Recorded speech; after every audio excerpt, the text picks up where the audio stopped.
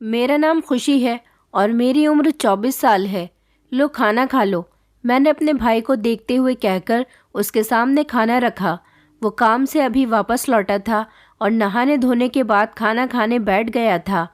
चटनी, अभी मैं खाना देकर पलटी ही थी, तभी मेरे भाई ने सवालिया अंदाज में प्लेट में रखी रोटी के साथ बजाय सब्जी की चटनी को रखे देखकर कहा। मैंने एक गहरा सांस लिया और पलटकर हल्की आवाज़ में उसे बताया, सब्जी लाने के लिए पैसे नहीं थे। मैंने और मम्मी ने भी चटनी के साथ ही रोटी खाई है, तू खा ले। और इतना कहकर मैं उसका जवाब सुने बिना पानी का जग लाकर उसके सामने रखा और फिर अपने आंसू छुपाते हुए कमरे में चली गई।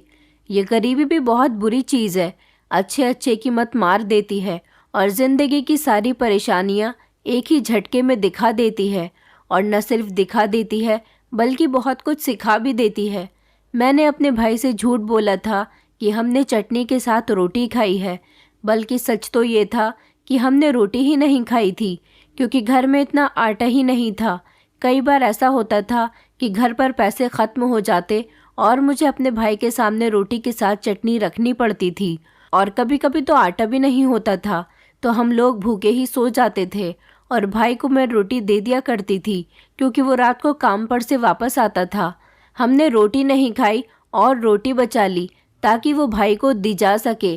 कमरे में आकर मैंने अपनी बूढ़ी माँ को देखा तो आकर उसके पैर दबाने लगी। मेरे पाँव दबाते ही वो मुझे सदा खुश रहने की दुआएं देती हुई नींद की गहरी वादी में उतरने लगी, जबकि मैं गहराई से अपनी ओर और अपने घर वालों की ज़िंदगी के बारे में सोचने लगी, जो संवर तो नहीं रही थी बल्कि अब तो और ज़्यादा मुश्किल होती जा रही थी। और ज़िंदगी मुश्किल होने के साथ साथ मेरा सब्र भी अब ख़त्म होता जा रहा था। दीदी, अभी मैं अपनी सोच में ही खोई हुई थी जब अचानक अपने भाई की आवाज़ पर चौंक कर दरवाजे की तरफ देखने लगी, जहाँ पर खड़ा वो मुझे ही देख रहा था। उसे शायद कुछ बात करनी थी, तभी वो यूं यहाँ आया था, वरना वो रात का खाना खाने के कुछ देर बाद सो जाता था। मैंने मुंह पर उंगली रखकर उसे चुप रहने को कहा ताकि मम्मी उठ न जाएं, और फिर खुद धीरे से उठकर उसकी तरफ बढ़ी।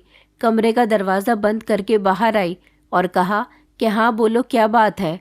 मैंने सवालिया नज़रों से उसे देखा तो वो अपनी शर्ट की जेब से कुछ निकालने लगा और फिर वो चीज़ निकालकर मेरी तरफ बढ़ाई तो मेरे चेहरे पर खुशी के रंग चमक उठे, क्योंकि वो पैसे थे 3000 रुपये, जिससे हमारा एक हफ्ता तो आराम से निकल जाता था। मैंने उससे कहा कि तुझे मजदूरी मिली है। मैंने नरमी से अपने भाई की पीठ थपथपाकर पूछा तो उसने सर हिला दिया और फिर कुछ कहे बिना ही अपने कमरे में चला गया। मैंने अपने कमरे में आकर पैसे संभाल कर रखे और ख़ुद भी अपने पलंग पर सोने के लिए लेट गई। पैसे आ गए थे तो मेरी फ़िक्र भी कुछ ख़त्म हो गई थी, लेकिन ये सोच ज़रूर मेरे दिमाग में आई थी कि गरीब होना खुद में एक बेइज्जती की बात है, जिससे हम पहले से ही दो चार हैं। मेरी आंखों के सामने मेरी ज़िंदगी के बहुत साल गुजरने लगे थे, जो मुझे एक भी खुशी अब तक नसीब नहीं हुई थी, बल्कि सारी ज़िंदगी गम में ही गुजरी थी। मैंने जब से होश संभाला था, खुद को एक गरीब से घर में पाया, उस घर में जिस घर में मेरे पापा, मेरी मम्मी, मेरा भाई और मैं रहती थी। मेरा भाई मुझसे 6 साल छोटा था और उसके अलावा मेरा और कोई भी भाई बहन नहीं था। मेरी मम्मी पापा पढ़े लिखे नहीं थे। मम्मी घर संभालती और पापा मेहनत मजदूरी करके हमारा पेट पालते। उनके पढ़े लिखे ना होने की वजह से ना तो मैं पढ़ाई कर पाई और ना ही मेरा भाई। मेरे पापा एक बहुत कठोर इंसान थे, जिनको छोटी छोटी बात पर गुस्सा आ जाता था और वो गुस्सा हम तीनों पर उतरता, क्योंकि किसी और पर पापा का बस ही नहीं चलता था। हम लोग गरीब थे, तभी मेरे मम्मी और मेरे पापा के रिश्तेदारों का हमारे घर पर आना जाना ना कि बराबर था। मेहमान भगवान होते हैं, लेकिन हम जैसे गरीबों के लिए तो वो शैतान बन जाते हैं, जिनकी खातिर वगैरह के लिए हमें किसी से उधार लेना पड़ता था। तभी मेहमानों के ना आने पर हम लोग बहुत ज़्यादा खुश होते थे। ज़िंदगी यूं ही कठोर आजमाइशों और परेशानियों में गुजरती जा रही थी, जबकि मेरा भाई 16 साल का हो चुका था जब मेरे पापा का देहांत हो गया। वो गुस्से वाले और कठोर दिल ही सही, मगर वो हमारे पापा थे, जिन्होंने सारी ज़िंदगी बहुत मेहनत करके हमें पाला और अब उनका साया हमारे सर के ऊपर से उठ गया था। पापा के मरने के बाद हमारे हालात बहुत ज़्यादा ख़राब हो गए, जिसकी वजह से मम्मी बीमार रहने लगी। पहले मैं बुनाई सिलाई कर लेती थी, लेकिन अब घर की सारी जिम्मेदारी मुझ पर ही आ पड़ी थी। तभी बुनाई और सिलाई का वक्त मुझे नहीं मिल पाता था और अब मैं पहले जैसे पैसे भी नहीं कमा पा रही थी। भाई अभी 16 साल का था, उसे ज़्यादा समझ नहीं थी, लेकिन फिर भी वो काम ढूंढना शुरू कर चुका था, क्योंकि कुछ न कुछ कमाना तो था ही ताकि पेट भरा जा सके। एक हफ्ते में उसे मजदूरी मिल गई। सारा दिन चौके रेत इधर से उधर ले जाने का काम करता और फिर शाम को वापस घर आ जाता। रोज़ के रोज़ उसे इतने पैसे तो मिल जाते थे कि 2 वक्त का खाना बन सके और हमारी माँ के लिए दवाई आ सके। जिंदगी अब यूं ही गुजरने लगी थी। मैं 24 साल की थी, जबकि मेरा भाई 18 साल का हो गया। उसने बताया था कि अब वो एक वर्कशॉप में काम करता है, जहाँ का मालिक अच्छा है। वो शाम को 7 बजे के बाद घर वापस आता था।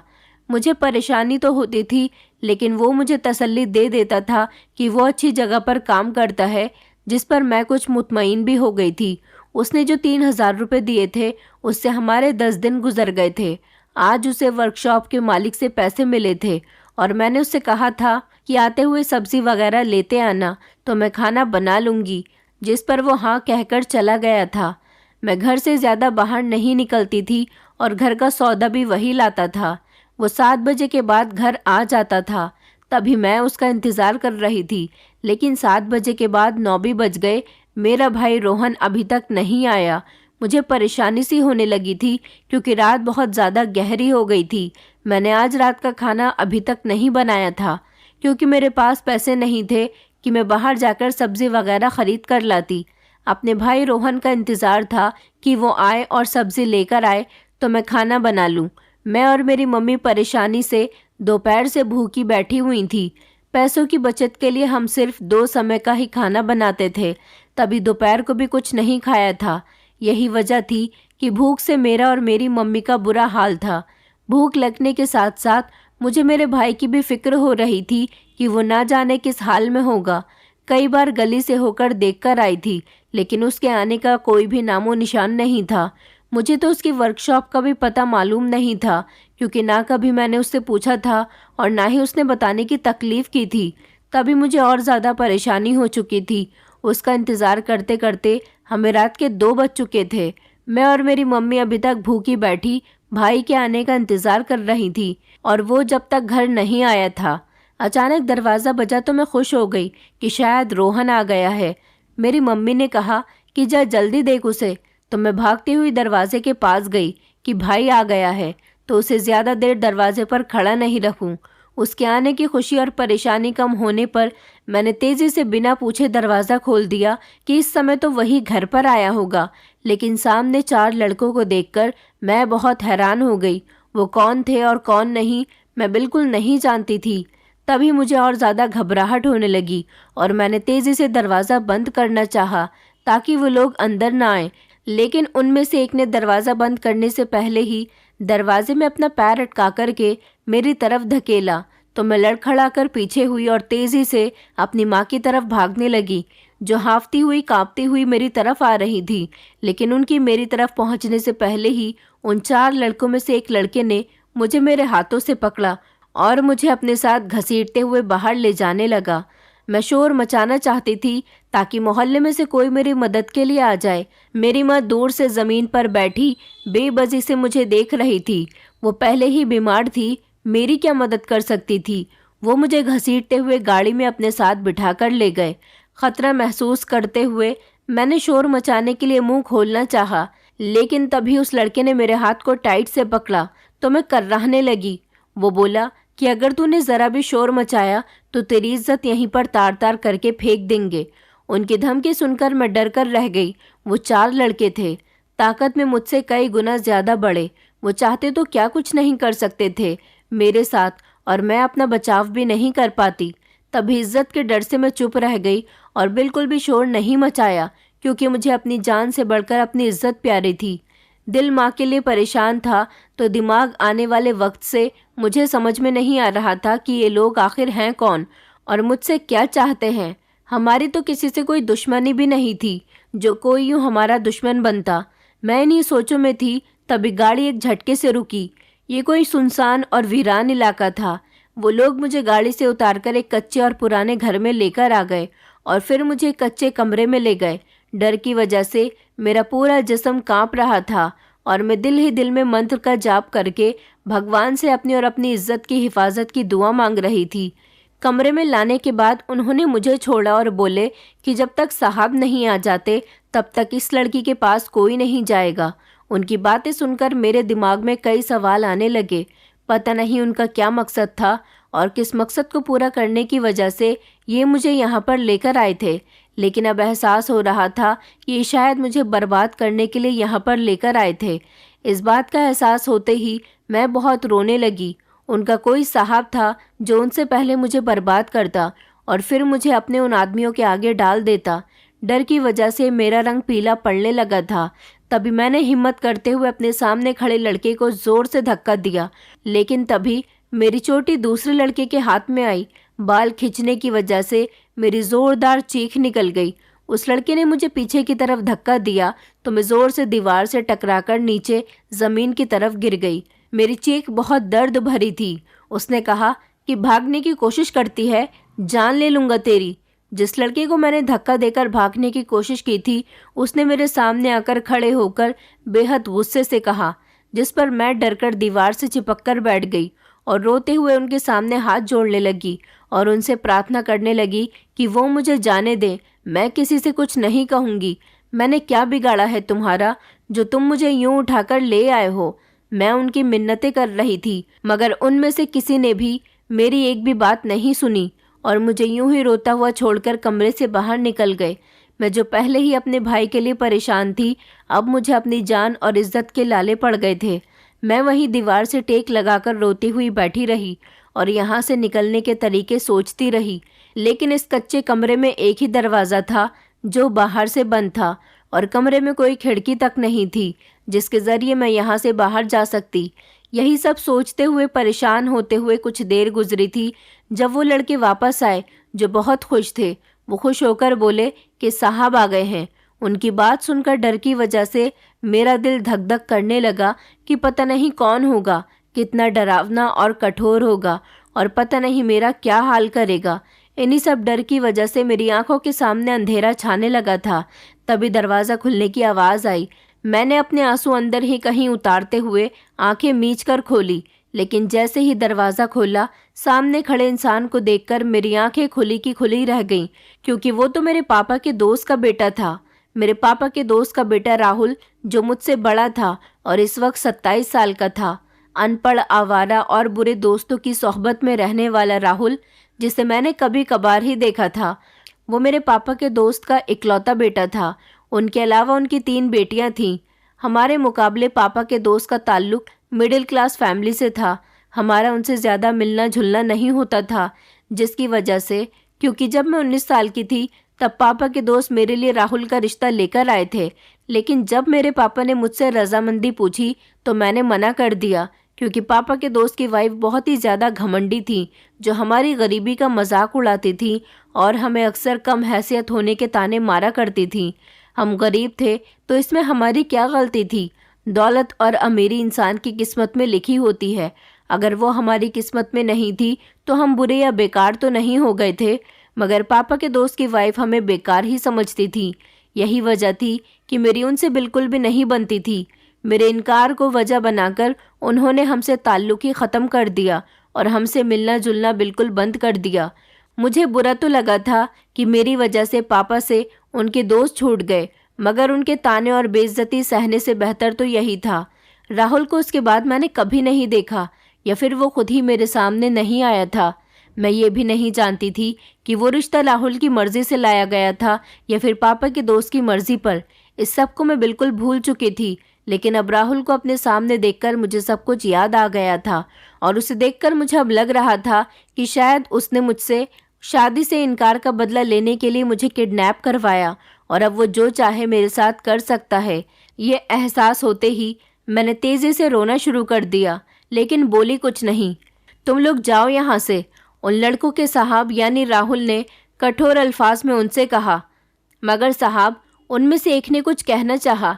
जब राहुल ने गुस्से से घूर कर उन्हें देखा, जिस पर वो सर झुकाकर फौरन बाकी लड़कों को लेकर कमरे से बाहर निकल गया। अब कमरे में मैं और राहुल अकेले ही रह गए थे और डर की वजह से मुझे कुछ समझ में नहीं आ रहा था कि मैं कहाँ जाकर छुप जाऊं। वो धीरे धीरे चलता हुआ मेरे पास आया और मेरे पास आकर बैठ गया तो मैं डर की वजह से उठकर खड़ी हुई और उससे कहने लगी, दिखा दी ना तुमने अपनी औकात, बता दिया ना कि तुम एक आवारा बदतमीज लड़के हो जिसे बेबस लड़कियों के साथ वक्त गुजारने की आदत है। तुम्हें शर्म नहीं आई अपने ही पापा के दोस्त की बेटी को अगवा करवाकर उसकी इज्जत को खतरे में डालते हुए? मैं शेरनी की तरह हलक से दहाड़ी, हालांकि अंदर से बहुत ज़्यादा डरी हुई थी।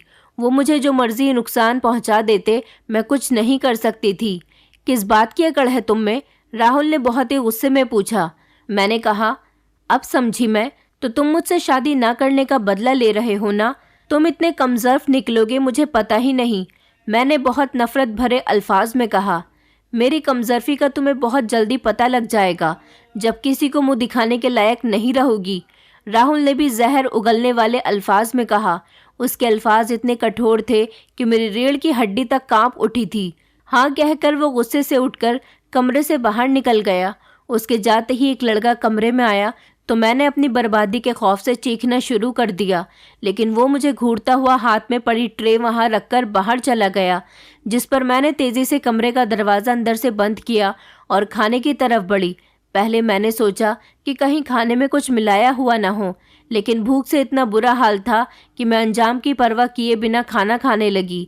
वैसे भी दरवाज़ा अंदर से बंद कर रखा था तो वो लोग अंदर आ ही नहीं सकते थे। खाने से फ्री होकर मैं अपनी माँ और भाई के बारे में सोचती सोचती वहीं सो गई थी। फिर मेरा हर दिन, हर लम्हा, हर वक्त इसी डर के साथ गुजरने लगा कि अभी कोई आएगा और मैं बर्बाद होकर रह जाऊंगी। राहुल उस दिन के बाद मेरे सामने नहीं आया था, ना ही उन लड़कों में से कोई और मेरे पास आया था। अब उनकी जगह एक नया लड़का था जो मेरे भाई रोहन की उम्र का था और वही मुझे रोज़ 3 वक्त का खाना दे देता था। कमरे में मेरे लिए कपड़े भी रख दिए गए थे जिसकी वजह से मुझे कोई परेशानी नहीं थी, लेकिन मेरा दिल और दिमाग अपनी परेशानी और अपने भाई और माँ की फिक्र में उलझकर रह गया था। वो 4 लड़के जो मुझे घसीटकर यहाँ पर लाए थे तो मुझे लगा था कि उनकी नीयत और इरादे ख़राब हैं, और जब उन्होंने अपने साहब के बारे में बात की तो मुझे उनकी नीयत पर यकीन हो गया था कि ये मेरे साथ बुरा करना चाहते हैं। लेकिन यहाँ आकर राहुल को देखूंगी ऐसा कुछ मेरा दिलो दिमाग में भी नहीं था। उस दिन की कठोर बातों के बाद मेरा राहुल से दोबारा सामना नहीं हुआ था, क्योंकि वो मेरे सामने आया ही नहीं था, ऐसे जैसे वो मुझे यहाँ पर लाकर भूल गया हो। और ये एक तरह से मेरे लिए अच्छा ही था, क्योंकि इस तरह मेरी इज्जत महफूज थी जो मुझे अपनी जान से ज़्यादा थी। 1 दिन, 2 दिन, 3 दिन और फिर करते करते 10 दिन गुजर गए, लेकिन मुझे उस कमरे से आज़ाद नहीं किया गया जिसमें मैं रह रहकर बोर हो गई थी और किसी न किसी तरीके से यहाँ से भाग जाना चाहती थी, लेकिन अभी तक मुझे कोई मौका नज़र नहीं आ रहा था। शाम को मुझे यहाँ पर कैद हुए 10 दिन हो चुके थे। तभी इस शाम दरवाज़ा खुला। अंदर आने वाले इंसान को देखकर मैं चौंकने के साथ साथ बेयकीन भी रह गई, क्योंकि आने वाला कोई और नहीं बल्कि मेरी मम्मी थी, जिसका यहाँ पर आने का मैं सपने में भी नहीं सोच सकती थी।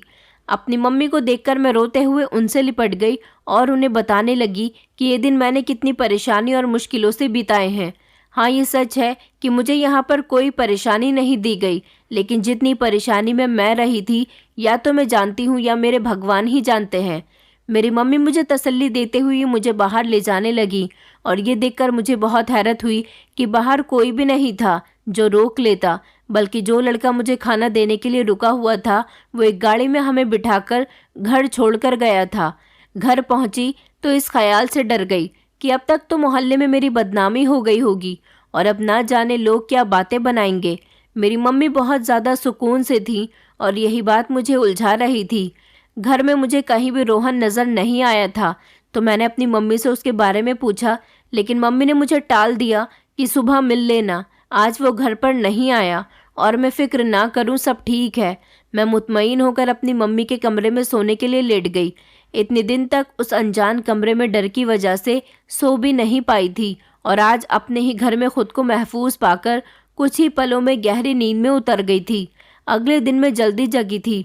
नाश्ता वगैरह बनाकर मैंने खुद भी किया और मम्मी को भी करवाया, लेकिन रोहन अभी भी नहीं आया था। मैंने मम्मी से अपनी परेशानी का बताया कि मोहल्ले वाले न जाने क्या बातें बनाएंगे, और ये भी पूछा कि उन्होंने मुझे ढूंढा कैसे। और साथ ही मैंने मम्मी को राहुल के बारे में बताना चाहा कि ये सब उसने किया है, मगर मेरी मम्मी मुझे तसल्ली देते हुई तैयार होने का बोलने लगी। और फिर जब मैं तैयार हो गई तो वो मुझे लेकर बाहर आ गई। अगले 1 घंटे में हम अस्पताल में थे। यहाँ आकर मेरा दिल घबराया, मगर मेरी मम्मी मुझे कुछ भी बताने के लिए तैयार नहीं थी। कुछ ही देर में हम एक कमरे के बाहर खड़े थे, लेकिन जब मैंने कमरे में झांका तो ये देखकर हैरान रह गई कि सामने ही बेड पर राहुल लेटा हुआ था और काफ़ी हद तक जख्मी भी था। उसके करीब रखी कुर्सी पर उसकी मम्मी बैठी हुई थी। मेरी मम्मी उसकी हालत पर आंसू बहा रही थी, मगर मुझे खुशी हुई कि मेरे साथ बुरा करते करते उसी के साथ बुरा हो गया। मैंने अपनी मम्मी को रोने से रोका और बताया कि राहुल ने मेरे साथ क्या करने की कोशिश की, जिस पर मेरी माँ ने मुझे डांटा और बहुत नर्म लहजे में राहुल से हमदर्दी जताते हुए कहने लगी, रोहन किसी वर्कशॉप में काम करता था, मगर सारे पैसे घर पर नहीं देता था, बल्कि वो जुआ खेलने लगा था। जुए में पैसे लगाता और हार जाता, लेकिन अगली बार फिर पैसे लगाता। वो जुए की बुरी लत का बहुत बुरी तरह से शिकार हो गया था। सब उसके बुरे दोस्तों की बुरी सोहबत का असर था। वो हमसे छुपाकर ये सब करता था, तभी घर में हम सब भूखे होते थे। और यही नहीं, वो नशा भी करने लगा था। लेकिन एक दिन वो रोता हुआ राहुल के पास गया, क्योंकि हमारा रिश्ता बेशक राहुल और उसके घर वालों के साथ ख़त्म हो गया था, मगर रोहन राहुल से बात करता था, क्योंकि वो राहुल को बहुत अच्छा समझता था और वो वाकई बहुत अच्छा था। अभी क्योंकि तुमसे शादी न होने के बाद वो बहुत सुधर गया था, अच्छी जगह नौकरी करने लगा था, लेकिन अभी तक उसने शादी नहीं की थी। उसने रोते हुए राहुल को बताया कि जुए में आज काफ़ी सारे पैसे हार गया, जो देने के लिए उसके पास पैसे नहीं थे, जबकि जोश में उसने अपनी बड़ी बहन को देने का फैसला कर दिया। मेरी मम्मी ने बताया तो मैं हैरान होने लगी कि ऐसा कैसे हो सकता था। इससे पहले कि मैं कुछ बोलती, मेरी मम्मी फिर से बोलना शुरू हो गई। उसके बाद राहुल ने मुझसे बात की और अपना प्लान बताया। तुम्हें बचाने के लिए राहुल ने झूठा नाटक किया और कुछ लड़कों के जरिए तुम्हें अगवा कर लिया।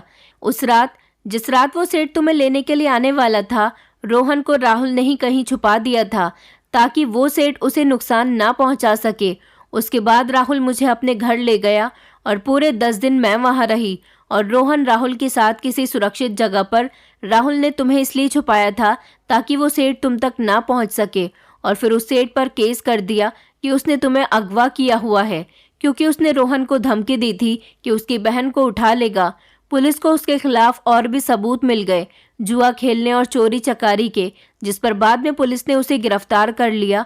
और ऐसे ही 10 दिन में ही ये सब कुछ ठीक हो गया। लेकिन सेठ के दोस्त ने राहुल का एक्सीडेंट करवा दिया, जिसकी वजह से वो आज अस्पताल में पड़ा है। और ये सब सिर्फ इसीलिए कि वो तुम्हें और हमें उस सेठ से महफूज करना चाहता था। रोहन का इलाज चल रहा है और 3 महीने के अंदर वो भी घर वापस आ जाएगा। मेरी माँ सारी बात बताकर जब चुप हुई तो मैं बहुत रोने लगी। मैंने राहुल को इतना गलत समझा था। उसने तो मेरी खातिर अपनी जान दांव पर लगा दी थी।